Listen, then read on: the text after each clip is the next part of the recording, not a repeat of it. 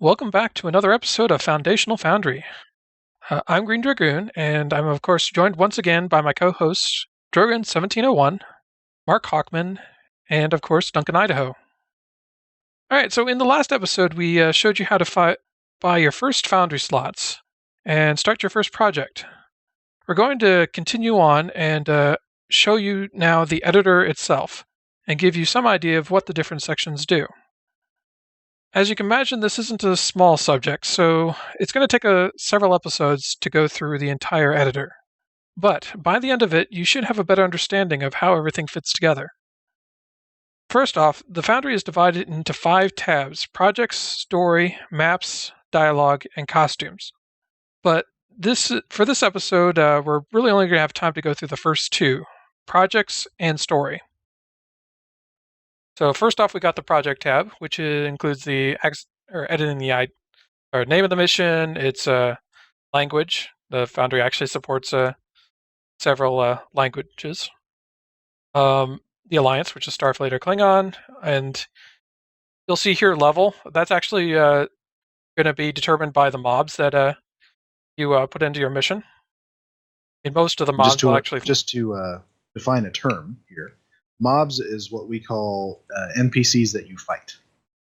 Yeah, so I think it's an old MMO acronym that stands for mob or boss.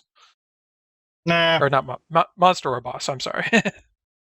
Nah. Mob is actually used as it's a description of a group of enemies. Yeah, but I mean, I'd heard that at one point that it stood for monster or boss. But either who knows I where think these that's things come from. Acronym. I mean, someone made up an acronym to fit the word rather than it being the origin of the word. But either way, the description here is what players will see when they, if they were to search for your mission. So if they browse through the list and they come across your mission, this will be the description that they get. This is just for your own benefit. This is where you can put notes about what you're doing or what you need to do or whatever. It's entirely, you're the only person that'll ever see it. So that's entirely up to you, what you use it for. All right, so moving on. Next we have the Story tab. And this is basically kind of like a synopsis of your mission. This represents all of the different maps and objectives that the player will have to go through to complete the mission. You'll see over here on the right side, we've got the library, and you'll see cryptic maps, 3 new maps for the which are basically for placing blank maps that you then later fill in, and then the different types of objectives. So we have got, I'm going to place a quick blank map here. So we've got 5 different objectives that we can use. We have an interact with object, and this can, if you go around to the mission, this will be the objects that glow, like a console or a door or something that the player has to interact with. This will make an objective where they have to interact with this object. We have the kill enemies objective, which is they have to defeat a group of hostile NPCs. We've got a dialogue with contact, where they have to talk to an NPC contact. Yeah, well, one quick note about that one is that it requires you to actually move over to the location of the NPC. It's not as simple as clicking through dialogue. You have to go to the NPC to start the dialogue. Yeah, and if you play the game, this appears as that little eye icon that'll appear above characters. So next up, we've got pop-up dialogue, which is the opposite of contact with dialogue, in that this will just appear. So as soon as it runs into this, it'll put up a dialog window with whatever. It's not an objective so much in that it doesn't have to be completed. It's just that it pops up and the player clicks through it. If they close it down, it's gone. It's not something that they have to complete. It's just there. And then last we have reach marker, which is I'd almost want to describe it. Reach markers are like this invisible bubble that you can place. And then when the player enters that area, it sets off the objective or ticks the objective as complete. Yeah, it's very much an invisible bubble because it's actually a sphere-shaped object that you place on the map, and touching the sphere is what is the trigger. Yep, it's completely invisible, and it's analogous to a move to location objective in some other game. So if you just want to have the player go to somewhere, that's what you would use. If you have a reach marker as an actual quest objective and not just simply as something you put on the map to trigger other things, it will appear as a circle on the mini map when that quest objective is active, but only then. So I'm going to try and make this quick and briefly talk about what some of these things are. So first off, we've got at the top of every mission, you'll see the grant mission dialog. So once a player has accepted your mission, or they've gone to accept mission, this dialog will pop up, and is like this is kind of analogous to the admiral or calling your ship to give you the assignment. This is the initial interaction they have, and then they'll typically see an accept mission or decline after that. You'll see we can assign any of the stock NPCs that we have access to. Later on, we'll be able to create our custom ones, but for this one, you can only use a stock NPC because they haven't actually accepted your mission yet. So once they accept your mission, you have to pick a mission door. And this can be from any number of predetermined locations. So we have a lot of different what are called social zones. And you can see alpha quadrant, beta quadrant, like sector space locations, but we've also got locations that are inside ground social zones. So for instance, we have Earth space dock here, and there are a number of doors or objects that we can use.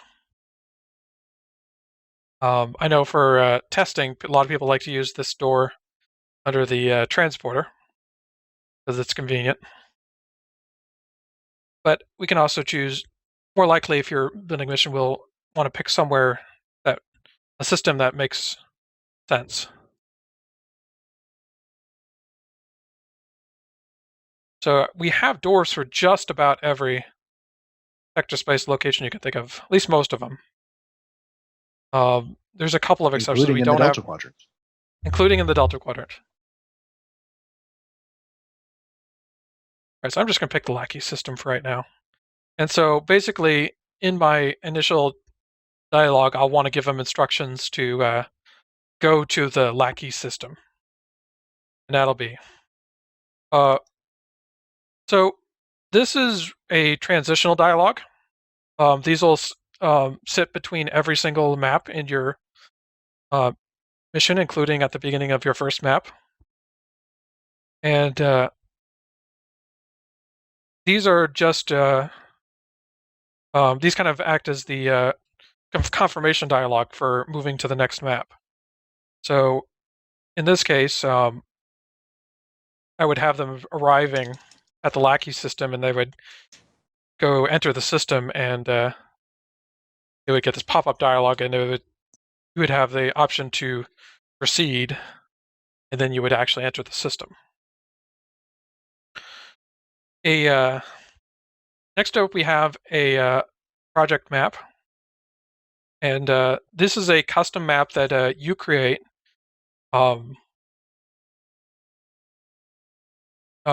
Each project map has two fields: map name which is the name that'll appear above the mini-map. In our little example here, this is the lackey system. So I'd be fine calling it the lackey system. The mission text is a little trickier because it can kind of do a couple of things, especially with this first map.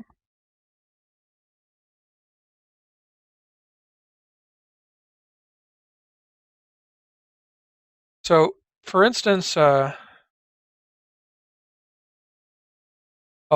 thing to remember in most cases, it's not hugely important that it's the text will appear above the objectives in that particular map. It'll also appear in a list of all the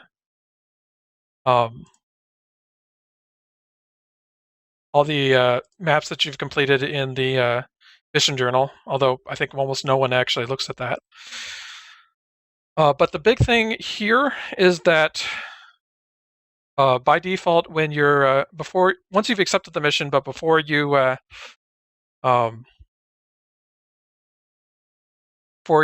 actually go into the mission, it'll say it'll list this right under as the first objective. So almost always we'll usually give it something long like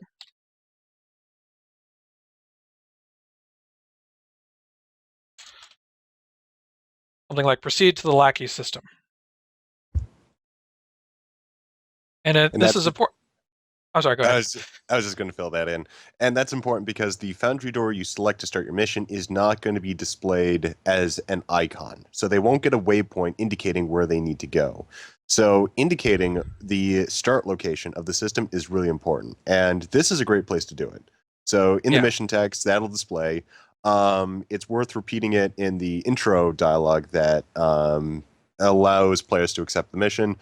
But I also will put it in the general mission descriptor as well. So and that, more places, the better.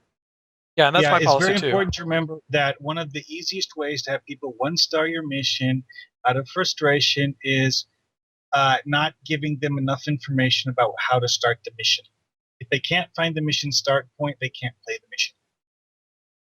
And I should point out, you only have to do this for the first map. Because it'll show up in that objective list before they enter the mission. After that, it almost doesn't even matter anymore. So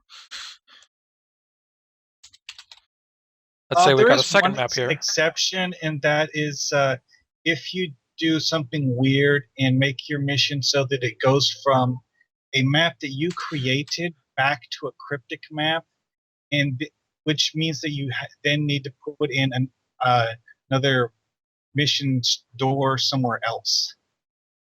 Yeah, I don't think I was just going to say, generally, when you're creating missions, you are proceeding from maps you create in a space or ground environment to other maps of the same type.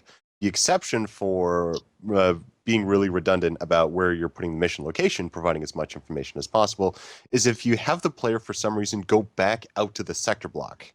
The vast majority of missions I've seen don't do that, but it is something you can technically do. So if you want to try venturing out on that on that path, then definitely be specific again about where the mission is starting. And that's definitely a subject that we'll be covering in the future. That's what this cryptic maps is for.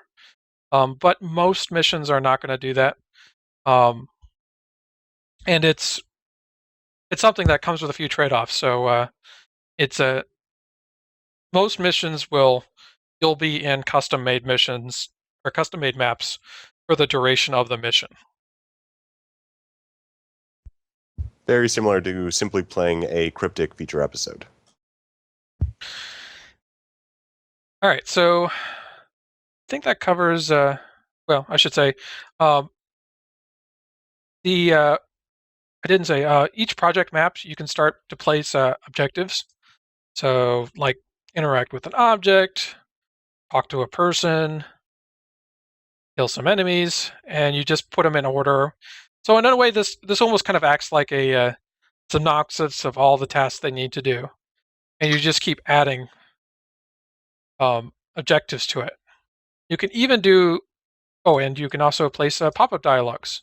So interact with object, pop-up dialogue, go talk to contact, fight the guy. Your bridge officer comments on you killing the guy. Stuff like that. You can also have more than one objective going on at once. You can do what are called complete all objectives. So let's say, for instance, we want to talk to a couple of people. So we've got to talk to guy 1, and if we drag the objective over another objective, you'll see a complete all border appear. And if you drop it, it'll create 2 parallel paths. Now, both of these need to be completed before you can move on from this point, but you can choose which order to progress on. And these can be more than one objective long. So, for instance, and talk to guy A, who sends you on a quest to kill someone. A lot of death in this game. Or you can talk to guy B, who needs help with his replicator, and so you can go fix the replicator, which is just an interact with object. You need to do both these things, but you can choose which to progress on first. So it opens up a little bit of freedom. The thing to remember is that all objectives must be completed. So there are no optional objectives in the story tab.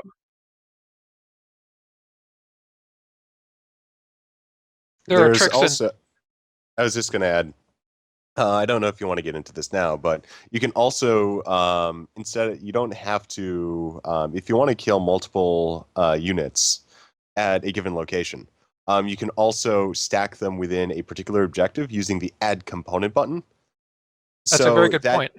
Yeah, so that'll allow you to place 2 ground mobs, or for example, for the kill objective, or for an interact objective, it's like, okay, I want you to go fix 3 replicators. That's how you would go ahead and do that. Yeah. It's just add component, and then you have a list, and if you want to delete those, there's a small trash can icon to the right, and you can eliminate that. One significant difference between these, though, is that if you have multiple interact with object objectives that are actually separate quest objectives, they will each have their own green circle displayed on the map. If you have a single objective that has you interact with 4 objects or kill 4 enemies, it will have a single big oval or circle. Yep. The waypoint is for each one of those, pretty much each one of those boxes. So if you want to have things displayed a little bit more precisely, you would go ahead and split things off, group them together, though, if you just want them to get on with a particular objective. I should also, say, though, you can give separate descriptions of each objective. So if, for example, you did like one thing I did, and you made someone run around a complicated map finding things to destroy, for each of the find and destroy objectives, you can give it a separate description to make it easier for people to know where to find it. Yeah, I mean, with like interact with objects, it's going to be 3 different instances of fix a replicator. One thing I should point out is that you can't subdivide a second time within a complete all. So you see I try to drag another objective onto a complete all, and nothing happens. You can have as many paths as you want, I mean, within reason.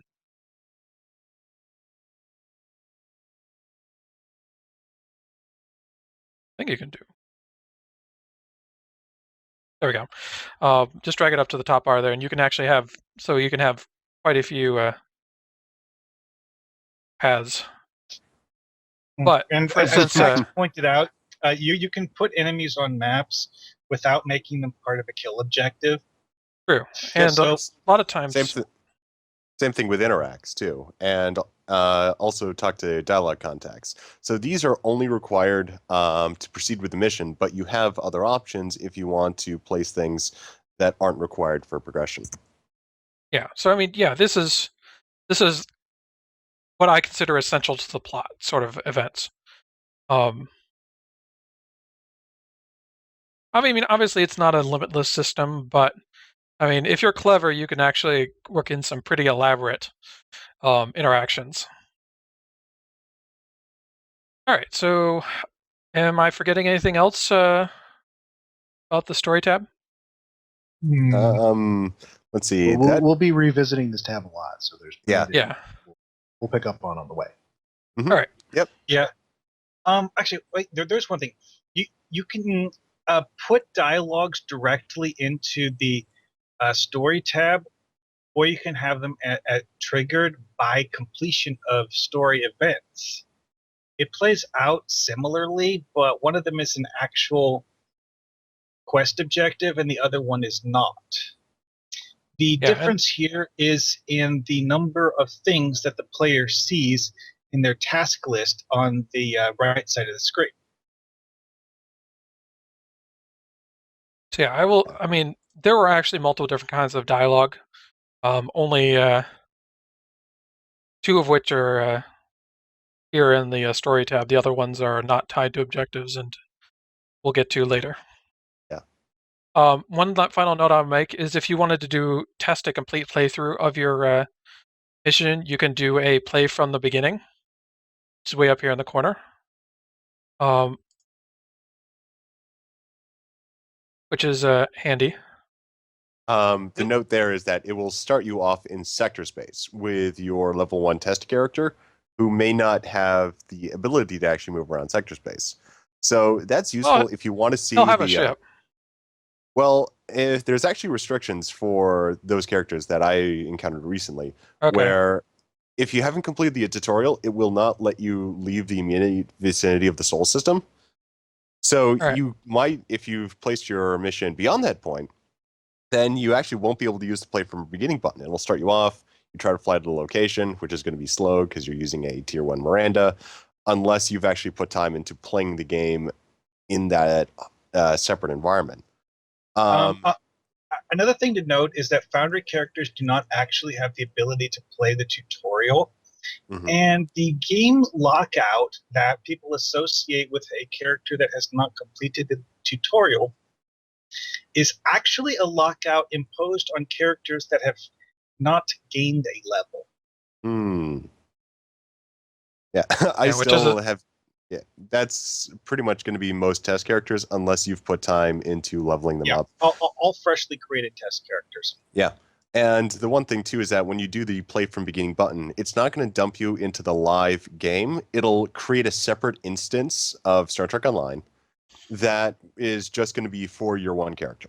So you'll fly around the sector block, you'll have access to various locations, but it will just be you. So you won't be dumping you into a multiplayer environment. It's just going to be... You will never be able to interact with another player the way they currently have it set up.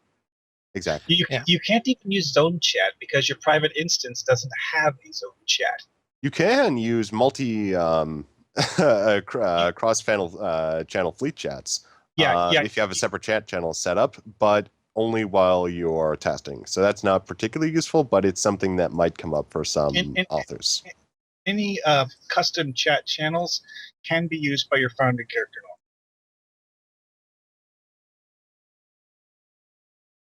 So anyway, though, if you want to test from the beginning, like very, very, very beginning, that button is one option, and that'll allow you to at least see the pop-up dialog that you start with the mission with, just to make sure that everything's working with that. And that is correct, starting from the correct location. But you also have other options for playing missions from a particular point, but we'll probably get into that when we start exploring what a map is.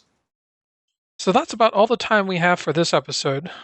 We've gone through the Properties of the Projects tab, shown you how to lay down new maps and objectives in the Stories tab, and talked about transitioning between those maps. In the next episode, we're going to move on to actually creating the maps, so stay tuned. And on behalf of my co-host, we'll see you next time on Foundational Foundry.